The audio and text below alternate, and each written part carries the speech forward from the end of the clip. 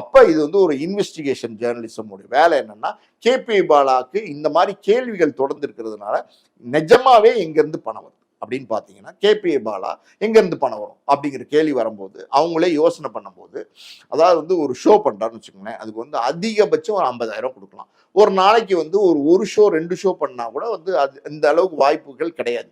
தினம் தினம் ஒரு சினிமாக்காரனுக்கு வேலை இருக்குமா அப்படின்னா அதுக்கான வாய்ப்பு கிடையாது.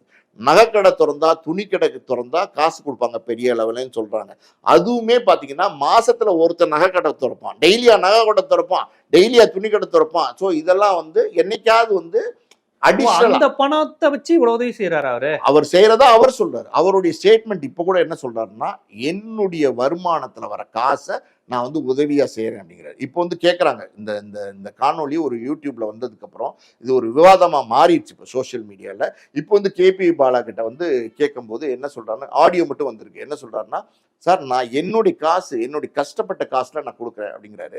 அப்ப அந்த அந்த நிருபர் கேட்கிறாரு, என்ன கேட்கிறாருன்னா, சார் இதெல்லாம் ஓகே, நீங்க வந்து ஒரு மருத்துவமனை கட்டிக்கிட்டு இருக்கீங்கன்னு சொல்றாங்களேன்னும் போது அவர் என்ன சொல்றாருன்னா, இதுக்கு முன்னாடி மருத்துவமனைன்னு சொல்லிட்டு இருக்கும்போது அங்க கேபி பாலா எந்த மறுப்பும் தெரிவிக்கல. ஆனா இப்ப என்ன சொல்றாரு அப்படின்னா, இந்த மருத்துவமனையில சார் நாங்க ஒரு கால் கிரவுண்ட் வாங்கியிருக்கேன், அதுல ஒரு கிளினிக் கட்டிக்கிட்டு இருக்கேன் அப்படிங்கிறாரு.